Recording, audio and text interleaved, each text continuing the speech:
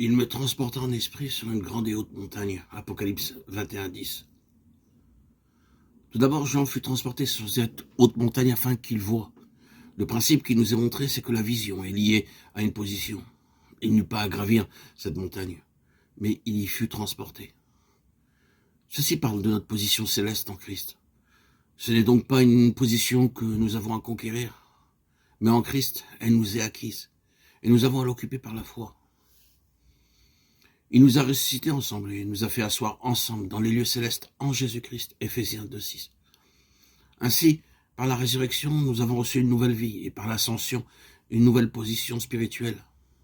Jean a vu l'Église descendant du ciel. C'est là qu'elle est née, dans le cœur même de Dieu, avant les temps éternels, Ephésiens 1, 4, 5, 6. Elle est un corps céleste et spirituel, géré et gouverné des cieux, et non un système terrestre savamment organisé. L'Église est liée à Christ dans le ciel. Nous ne verrons et comprendrons cette sainte cité si nous n'atteignons pas cette position céleste.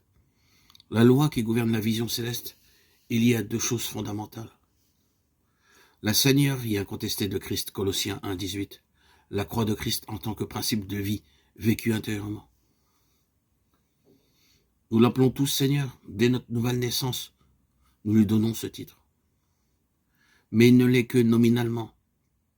C'est la croix plantée en nous qui l'établit progressivement, et sa mesure effective ne peut être plus grande que la mesure de la croix que nous expérimentons. La croix, dans son principe, établit les droits, sans partage du Seigneur, en nous. C'est quelque chose que nous avons à consentir chaque jour. En se tenant par la foi unis à Christ dans sa mort quant à lui-même, le croyant apprend à vivre par la vie venant de l'Esprit.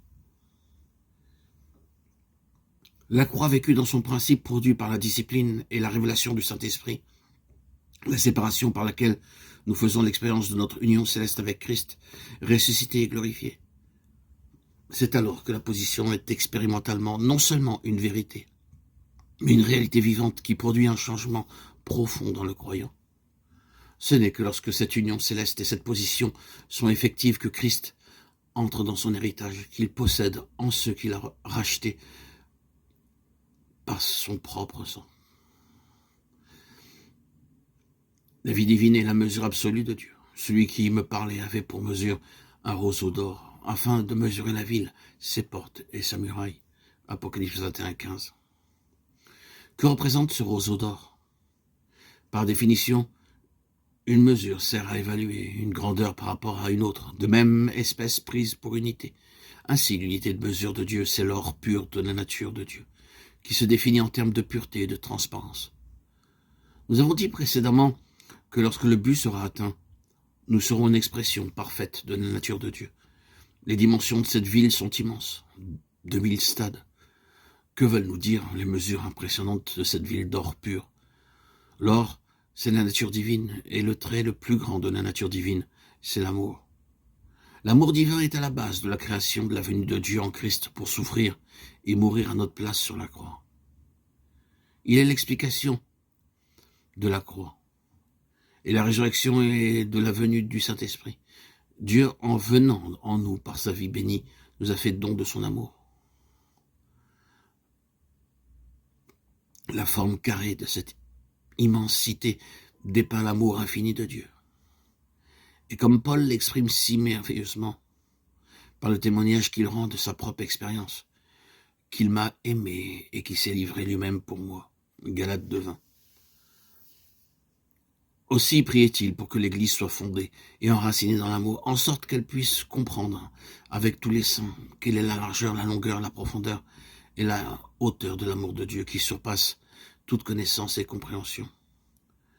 Et dans sa lettre aux Romains, qui nous séparera de l'amour de Christ, sera-ce la tribulation, ou l'angoisse, ou la persécution, ou la famine, ou la nudité, ou le péril, ou l'épée, Romains 8:35.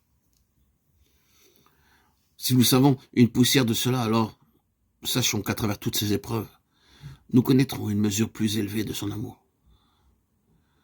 L'amour de Dieu est immuable et inaltérable.